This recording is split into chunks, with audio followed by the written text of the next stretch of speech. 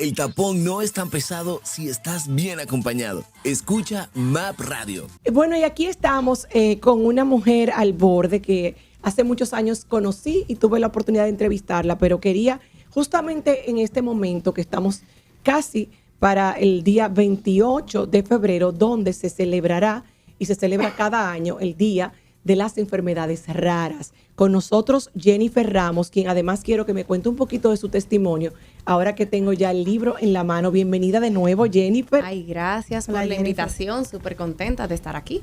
Mira, queremos hablar un poquito primero del contexto de por qué usar este día para crear conciencia, de qué tan difícil o retador puede ser para una familia cuando llega un niño o una niña, un hijo, con una enfermedad rara, de la que poco se sabe o mucho cuesta incluso un diagnóstico. Definitivamente. Bueno, pues a nivel mundial se ha escogido el último día de febrero. ¿Y por qué? Porque hay veces que cuando el año es bisiesto, que es el 29, es el último día, y si no es bisiesto, evidentemente entonces es el 28 de febrero. Entonces, ¿por qué? Porque es raro. Entonces, la conmemoración o celebración del Día de las Enfermedades Raras a nivel mundial se ha escogido desde hace unos años. Ese dato exacto no lo tengo. Pero por eso, porque ¿qué son enfermedades raras? Son enfermedades poco frecuentes y, como su nombre lo indica, raro. No la persona es rara, lo raro es encontrarlas. Lo raro es el tratamiento, que en la mayoría de los casos es inexistente o está en vías de investigación. Lo raro es que el médico las descubra rápido. ¿Por qué? Porque precisamente por eso, porque no es tan fácil llegar a ese diagnóstico tal como tú comentabas. Entonces, nosotros en República Dominicana nos estamos haciendo voz y estamos precisamente eso, visibilizando lo que para muchos ni siquiera existe. ¿Por qué? Porque es una minoría. Pero sí, en República Dominicana yo siempre relajo que lo tenemos todo y hasta eso tenemos un alto porcentaje de personas con una enfermedad rara, aunque no tenemos estadística como sabemos, aquí hay pocas estadísticas en sentido general de todo, pero sí.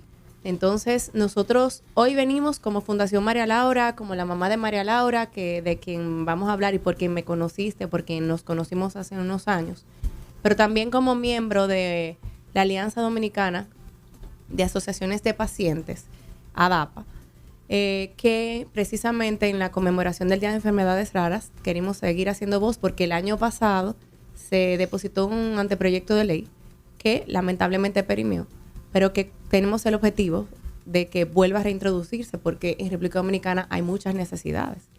¿Y ese proyecto de ley, para quedar claro ese contexto, qué busca? ¿Qué busca? Pues precisamente eso. Primero, la definición de enfermedades raras, que sean conocidas y visibles, porque son invisibles para muchos. Segundo, un diagnóstico a tiempo, del cual carecemos. Aquí no hay un seguro de salud que cubra la parte diagnóstica. Tercero, acceso a tratamientos y a medicamentos que regularmente son de alto costo. Y en muchísimos casos, pues eso no es solamente tratamiento, sino el seguimiento a sentido general. Todo lo que conlleva el ser o ser el cuidador de una persona con una condición rara de salud. Jennifer, ya hablamos de dónde nació tu fundación en base a tu propia experiencia, porque es tu testimonio, es con tu hija. Ahora bien, hablaste de que aquí en nuestro país la idea de esta ley es que entonces podamos encontrar realmente un refugio, un apoyo a nivel legal para todos los procesos médicos.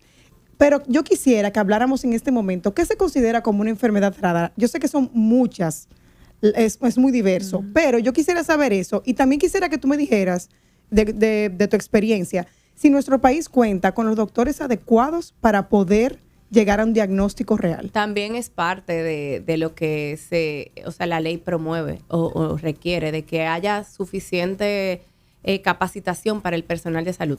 Mira, en las enfermedades raras hay unas 7,000 patologías a nivel mundial. Entonces, es muy amplio el concepto y hay muchísimas, manifestaciones que se pueden dar. Yo te puedo hablar de mi caso y del caso de muchos casos que conocemos. Por ejemplo, nuestra hija mayor nació con una condición, es una niña físicamente lindísima y a su nacimiento nadie se dio cuenta de que ella tenía nada. En su desarrollo, desde muy pequeñita, empezamos a ver algunas cositas que, el cuento es bastante largo, pero sí nos dimos cuenta que algo no iba bien. su desarrollo, lo que un bebé de su edad debió de hacer, como arrastrarse, sostener cuello, ella no lo hacía. Entonces empezamos a investigar.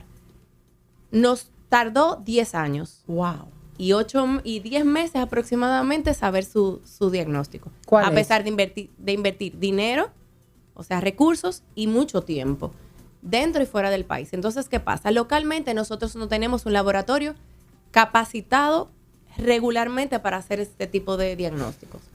Nuestra hija era tratada afuera, pero ahora, por ejemplo, nuestra fundación, ¿por qué nació? Por esta experiencia que nosotros vivimos. Claro.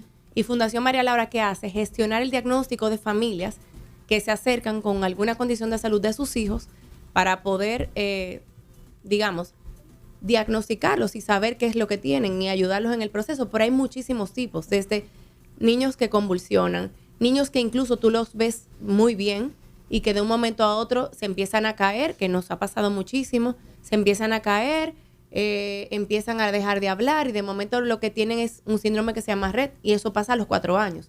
Y adultos incluso que tienen manifestaciones ya en la etapa, como decía ahora, de adultez. O sea que las manifestaciones, ningunos estamos exentos. O sea, estamos bien ahora y no sabemos lo que puede pasar mañana. En tu Claro. caso, cuando encontraste un diagnóstico, lo encontraste fuera del país, ¿correcto? Sí. ¿Cuál fue el diagnóstico que te tocó? En el caso de María Laura, pues mira, el proceso fue largo y ella empezó a hacer, como te dije, lo primero era la falta de tono muscular, que fue lo primero, digamos, que llamó la atención. Luego, evidentemente, en su desarrollo, pues ella no hablaba, no se sentaba sola y demás. A los más o menos 7 años empezó a convulsionar, después hizo una insuficiencia adrenal y a todo esto nosotros búsqueda de todo. Estudios neuromusculares, genéticos y de todo tipo. Y nada, todo daba normal, que era lo peor, ¿verdad? Nuestra hija, entonces, a los 10 años y 8 meses, fallece. Pero unos meses antes, nosotros habíamos vuelto por una crisis convulsiva a Estados Unidos porque íbamos 2 o 3 veces al año. Y el doctor en ese momento me dijo, mira, hay un estudio, y de esto fue en el año 2015. Hay un estudio que se llama Exoma, que yo entiendo que con todo lo que ustedes han hecho por esa niña y todo lo que han invertido, no les importaría, aunque el seguro no lo cubra, pues pagarlo. Y yo le dije, pero es que, claro, lo que sea necesario, lo vamos a hacer, porque yo siempre quise saber. Porque al final, el conocimiento es poder. Claro. El saber te da una ruta que seguir. Y a tiempo también, mientras Siempre. más rápido Ideal, mejor. mientras más a tiempo, pues evidentemente mejor. Bueno, en febrero de ese 2015 nos hicimos ese estudio de exomas, que en ese momento no estaba disponible aquí en República Dominicana, porque ahora lo está, pero obviamente tomamos la muestra local y la mandamos al laboratorio fuera. Hicimos eso. En ese momento también tardaba unos 6 meses el resultado. Wow. Eso fue en febrero. Nuestra hija, de manera sorpresiva, tuvo una hemorragia pulmonar masiva el 24 de agosto y falleció. Antes de ustedes recibir el Antes resultado. de recibir el resultado. Bueno, entonces nosotros decidimos ir a buscar ese resultado porque para mí era muy importante también. Máxime, yo tenía tengo una segunda hija de la cual nos lanzamos. Pues yo le dije al Señor, mira, yo no puedo tener 2 hijas en las mismas condiciones. Si tú me la vas a regalar, regálamela sana. Porque no puedo con 2, porque María Laura era una niña con una condición de salud, ¿verdad? Inicialmente, y a los 3 años tuvo una neumonía por aspiración que la llevó a un coma por acidosis respiratoria, o sea, por falta de intercambio correcto de oxígeno y CO2. Wow, Jennifer. Y entonces, en ese momento, pues ya nosotros teníamos una niña con una condición y además complicada. ¿Por qué? Porque duró 100 días ingresada, hubo que ponerle traqueotomía, y nosotros teníamos enfermera 24 horas en la casa, aunque tratábamos de hacer una vida normal con ella y una niña amada, aceptada y lo demás, pero no era fácil el día a día, ¿verdad?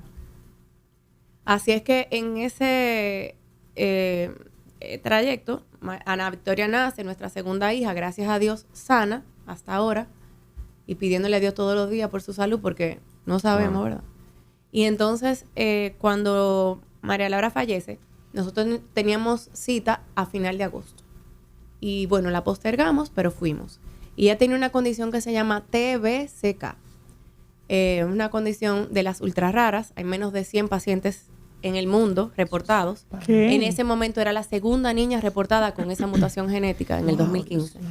Y hoy en día es una condición que está en investigación en el Hospital de Niños de Filadelfia. De hecho, su caso nosotros firmamos para que también fuera parte de él. Así es que esa es la realidad de las personas con enfermedades raras. Pocos casos, evidentemente. Todavía hoy no hay un tratamiento. Claro. Obviamente, ya hay unas 100 familias, sí hay, digamos, algunas recomendaciones para esas familias, pero tratamiento como tal no lo hay. Pero por lo menos un mayor nivel de conciencia. Pero obviamente hay un mayor nivel de conciencia, pero así hay muchísimas enfermedades que están en la búsqueda de tratamientos. Sala, Claro. como es la muy conocida Martina, que es hija de Yulisa Martina, Cruz. sí, yo la Ay, conozco. sí, Pues Martín. esa es una condición que está en investigación y así hay muchísimas más. Pero lamentablemente de muchas que ya sí tenemos tratamientos, son tan caros que a veces son inaccesibles. Localmente nosotros tenemos niños con atrofia muscular espinal y el tratamiento es tan costoso que no hay forma de acceder a él. Claro. Entonces Ay, mueren Dios los mío, niños por pero eso. claro. Jennifer, Dios yo siempre he pensado que suena, es difícil lo que voy a decir, pero a quien Dios le da ese tipo de bendiciones de hijos, son personas que Él sabe que van a hacer algo positivo con eso que tal vez para otro pueda ser negativo. Definitivamente. Porque tú, como muchas otras madres, han dado a luz a una fundación, a un espacio para otras personas, producto de sus propias vivencias. Y definitivamente Jennifer no fuera la misma Jennifer ni hubiera tenido esa fundación si no hubiera vivido esos años que vivió con María Laura. ¿Ustedes han logrado a través de la Fundación María Laura alguna conexión, algún contacto con algún hospital o clínica fuera del país que pueda por lo menos tener como un librito de que si alguna familia se acerca donde ti, Jennifer diga, no, mira, ya por lo menos de todas las enfermedades raras y ultra raras que hay, yo me sé 20. No, lo que Vamos a ver pasa- si tu hijo tiene una de esas. Te explico, mira, la fundación, como decía, gestiona el diagnóstico, pero nosotros tenemos una doctora, ¿verdad?, cabeza de la fundación local, que es una neuróloga, porque gran parte de las condiciones son neurológicas. Y tenemos, a través del doctor Rafael Mena, nosotros tuvimos en su momento, porque nosotros arrancamos la fundación, y yo te voy a ser muy honesta, María Laura se fue el 24 de agosto, y el 25 de agosto, ni siquiera esta fundación nació en mi corazón, y lo tengo que decir, nació en el corazón de una persona muy cercana a nosotros, una monja, y me dijo, mira, ustedes no se pueden quedar con lo que ustedes han vivido. Me lo había dicho María Laura viva, y yo le había dicho, sí, Sol, lo vamos a hacer. Pero honestamente el tiempo no me daba entre una cosa y la otra. Ella cuando no estaba presa la andaban buscando, y esa era la realidad de nuestra vida, ¿verdad? Entonces, María Laura fallece, y en la funeraria, yo estaba al lado de ella y ella se acercó y me dijo, yo creo que llegó el momento. Y honestamente yo dije, sí, es que si yo no he entendido, y todavía hoy con 51 años que yo tengo, yo siempre digo, si yo no he entendido el propósito de mi vida, yo sí entendí el propósito de la vida de esos casi 11 años de ella. Y nosotros no podíamos quedarnos ahí. Y le digo a la gente, para mí sería muy fácil. Ustedes no se imaginan lo que yo he llorado en esta vida. No. Pero fuera muy fácil decir, bueno, pues ya, lo que a mí me tocaba vivir, ya lo viví y bueno, Y se acabó y adiós, bye. bye. Pero sinceramente no puedo porque veo la necesidad de la gente, porque sé que da mucho miedo saber, pero es tan necesario. Entonces, no fue casualidad, nosotros no nos tocó esto porque sí, o sea, el plan no lo conocemos al final. Tú pero- asumiste el sacrificio. pero definitivamente, mira, yo descubrí y aprendí algo muy importante con María Laura. Nosotros siempre somos dueños del proceso, aunque nunca somos dueños del resultado. Wow. Y es de la frase como que yo no sé ni de dónde salió ni cuándo el Señor me la puso en la cabeza, pero es que si hubiéramos sido dueños del resultado, muchas cosas fueran en toda la vida, en la vida de cada uno, muy Sí, diferentes. claro. Nosotros somos siempre dueños del proceso. Yo sí puedo decir, yo hice, no. O sea, al final no sé qué pasó. Yo lo di todo por mi hija. Y todavía 10 años, ella cumplió 10 años que se fue al cielo ahora, en agosto. Y 10 años más tarde, todos los días mi hija me hace falta. Y yo lo cuento hoy así como de lo más normalita, y hay días que no lo puedo contar como lo estoy contando hoy, Claro. ¿verdad? Porque al final es mi hija y me duele. Pero es que nada pasa porque sí. Y está en nosotros decidir lo que tú vas a hacer con eso. O sea, lo que nos pasa es una cosa y lo que yo hago con lo que me pasa es algo muy distinto. Entonces, sí, definitivamente María Laura vino con un propósito y nosotros lo estamos tratando de cumplir. Nosotros tenemos más de 200 familias que han llegado a la fundación. Y tú dirás, 200 en 9 años, en 10. Eso es muchísimo. Eso es muchísimo. Para Y para más la sobre todo en situación que casos es. como los que Cantidad de estamos casos. hablando. Eso es Claro. muchísimo, señor, y ustedes no se imaginan las muchísimas más que hay en el mundo. Yo vengo aquí y tú probablemente, tú puedes estar seguro que alguien me va a escribir. Te por va a escribir Instagram. Escuché, escuchándote. ¿cómo me pueden ayudar? No ha habido programa que nosotros vayamos de televisión o de radio a hablar de esto y alguien no se acerque. por Instagram a decir, oye, me tengo un niño con esta condición, ¿cómo me pueden ayudar? Señores, aquí demasiado necesidad. Wow. A mí me encantó Yo no me puedo imaginar lo terrible que debe ser uno tener un hijo muy enfermito y no tener idea de qué es. Porque, Terrible. ¿cómo luchas? Es que eso es lo difícil. O sea, yo decía a veces, y como mamá me cansaba, porque primero porque inicialmente en esos primeros 3 años, ¿verdad? Que ella era una niña con una condición pero sana, tú te duele mucho porque tú quieres, o sea, cuando tú decides tener un hijo, lo primero que tú quieres es que tú pidas que sea sano. Tú dices que sea bonito, los cabellos de tu, pero en el fondo tú lo que quieres es que sea un hijo sano. Sí. Pero por supuesto. Y después, sea, es duro, les voy a decir, no lo voy a negar, cuando tú ves los hijos de tus amigos contemporáneos corriendo, haciendo esto y que la tuya te en brazo y en un cochecito, no es fácil. Eso es un trance que se vive todos los días. Pero ya luego de eso y de tú buscar y llevarla afuera y todo está bien, pero tú sabes que no todo está bien. Entonces, obvio. Tú estás sobreviviendo. Estamos a los días. viviendo y bueno, y lo más importante, y se lo digo a todos los padres que llegan a la fundación, tú puedes cansarte y llorar y hacer lo que tú quieras, pero al final tu hijo te necesita. Entonces, eso hay que entenderlo y lo que más necesitan es amor y sentirse aceptados. Porque yo digo, o sea, yo rechazaba la condición de mi hija, pero yo amo a mi hija. Yo no la amaba, yo la amo. Claro. A mí me encantó que cuando llegaste dijiste, yo soy la madre de María Laura en presente, y me gusta que el libro, que lo tengo en mis manos, se llama María Laura, El milagro que el cielo nos prestó. Y yo quisiera que nos contaras un poco cómo fue para ti escribir este libro y qué las personas pueden encontrar dentro de esto, que viene siendo una memoria, me imagino, Bueno. del camino que ustedes pasaron, que tuvo de ser bastante riguroso. Bueno, pues mira, así como la fundación, mucha gente que nos conoce, yo digo, yo no soy la única, yo soy una de miles. Y yo no soy nada especial. Yo no hice más de lo que como mamá siento que me tocaba. Que fui una madre muy pendiente, muy presente, tratando de anticiparme a todo, sí. Porque eso no, digamos que no, que el decirlo no me engrandece. Simplemente abre los ojos, que es lo que le digo a los padres, hay que estar pendiente de todo. Sí. Sí, me considero, no tengo ninguna duda de que nosotros, no solamente yo, mi esposo y yo lo dimos todo por nuestra hija, a todos los niveles, en todo el amor que le pudimos dar, todo el tiempo que le pudimos dedicar y todos los recursos económicos que pudimos invertir, todos. No hubo limitaciones. No escatimaron. Incluso, en un momento de la vida en que no teníamos los recursos para cubrir una cirugía que había que hacerle de columna porque se le estaba anulando un pulmón y era una cirugía electiva, decían en Estados Unidos, y el seguro ya dijo, ya no más.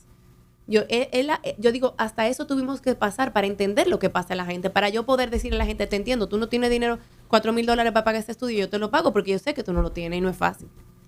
Entonces, tuvimos que pasar por todo eso. Pero yo sabía, mucha gente me decía, wow, pero es que tú tienes que contar la historia un poco más, tiene que llegar a más gente. Y yo decía, concho, sí. Y María Laura falleció, yo tuve como la intención. Y empezaba a escribir, pero decía, concho, bueno, terminé este libro en 10 páginas. Era como que la historia la contaba muy Por arriba. fácil y muy por encima. Pero con motivo de los 10 años, yo no sé, yo soy como que de resorte. Como en febrero, ella, como te digo, ella cumplió 10 años que falleció el 24 de agosto. Como en febrero o marzo, yo dije, ¿tú sabes qué? Ya me voy a sentar y voy a buscar ayuda real para escribir el libro. Y no, más que todo, para mostrarle a otras familias que uno sobrevive a todo. Y que eso que les decía a ustedes, estas frases que son tan, para mí, que han sido tan importantes. Primero, que nada puede ser tan bueno que no pueda ser mejor, ni tan malo que no pueda ser peor. Como que en todo lo negativo de la vida tú siempre vas a encontrar algo por qué estar agradecido. Yo siempre digo, mi hija murió, es verdad. Y me duele mucho. Pero pudo haber muerto a los 3 años, cuando tuve esa crisis que le conté, que duró casi 100 días ingresada, y después de ahí fue un peregrinar donde hizo muchísimos paros respiratorios, que yo la sacaba su enfermera, que podíamos estar felices y hablando aquí. De momento ella hacía un paro y había que darle ambú y sacarla resucitándola. Esa era la vida de nosotros. Llevarla a un hospital, a un chequeo general, y de ahí internarla en intensiva porque hacía una crisis y había que internarla 5 o 6 días. Pero esa era la vida nuestra. O sea, yo no salía de mi casa sin celular ni al parqueo. Me sonaba el teléfono en mi casa y a mí se me bajaba el corazón a los pies. Claro. Esa es la realidad de la vida nuestra. pero feliz la hubiera seguido viviendo, no pasa nada, o sea, feliz. A mí me ha dolido más que ella no esté. Pero me di cuenta de que valía la pena decir eso, de que uno se sobrepone a todo y que tú decides qué hacer con lo que te pasó. Entonces dije, pues tú sabes que voy a buscar ayuda real y lo voy a escribir. ¿A quién le puede interesar? No lo sé. Puede que a mucha gente le interese. Y bueno, la verdad que estoy súper contenta porque lo lanzamos el 24 de agosto en una misa, fue, de Acción de Gracias por su vida. Y luego en Santiago, en Moca y luego en La Vega, de donde yo soy. Y llevamos muchísimas, más de 600 copias vendidas y eso no lo sabe prácticamente nada más que nuestra gente muy cercana. Entonces, yo creo que es una historia para eso, de motivación para cualquiera, de que la vida te van a suceder mil cosas y todo depende de cómo tú lo asumas. Mira, la verdad es que teniendo el libro en la mano, que lo voy a leer, Ojalá. quiero saber de qué manera todas las personas que nos están escuchando y nosotros podemos ser parte de la fundación, cómo podemos apoyar para que alguna familia pueda encontrar un abrazo, un diagnóstico, una ayuda a través de la Fundación María Laura. ¿Cómo podemos comprarlo? ¿Dónde? ¿Y cómo más se puede aportar la fundación? Mira, antes que eso, tú sabes que al final me envolví en hablar de una cosa y no respondí, que a través del doctor Mena nosotros tenemos el genetista que apoya la fundación. ¿Y dónde está ese genetista? En el Hospital de Niños de Chicago. Entonces nosotros tenemos un acceso amplio. ¿Por qué? Porque esta persona pues está en un hospital de investigación. Ahora, ¿cuál es el problema de República Dominicana? Acceder a esos trials. Claro, no es tan sí. fácil porque obviamente ¿a quién van a tomar? Niños los de de allá. Estados Unidos. Pero eso es también lo que promueve la ley. Que nosotros seamos tan visibles, que interese que dominicanos puedan entrar a esos estudios. Que no sea por conexiones, que no sea porque nosotros tenemos un genetista en Chicago, que no sea porque la doctora Gómez tiene un amigo en Nueva York, sino que realmente podamos... Los ayuda a expandirse también, que no nada más sea Exactamente. Chicago, Entonces, porque deberían ir a la buscar más. fundación tiene acceso, digamos, a informaciones y a personas con información importante que pueda ayudar. ¿Hay algún legislador, Jennifer, que actualmente tenga intención o con quien tú tengas contacto que quiera volver a No, proponer la este misma proyecto? doctora Lía Díaz. Ok. Ella fue la que lo introdujo y estamos tratando de convencer a algunos más para que Claro. al final pase. Y sabemos que las cosas aquí cuestan. Entonces, en eso estamos. ¿Por qué ADAPA? ADAPA, porque ADAPA está trabajando en políticas públicas. No, y formamos parte de varias asociaciones y fundaciones que promueven eso. Entonces, ADAPA es sí quien está tratando de hacer ese contacto a todos los niveles para lograr que ese proyecto no sea proyecto, que sea una realidad. Entonces, el libro, voy con el libro. Nosotros tenemos una oficina en nuestra fundación y ahí tenemos el libro disponible. Y quien quiera ser parte, pues, bienvenido. ¿Por qué? Porque nosotros quisiéramos hacer más. Nosotros trabajamos diagnóstico, llegan un número de pacientes, pagamos esos estudios que pueden costar de 800 hasta 4,000, 5,000, 6,000, 7,000 dólares, depende.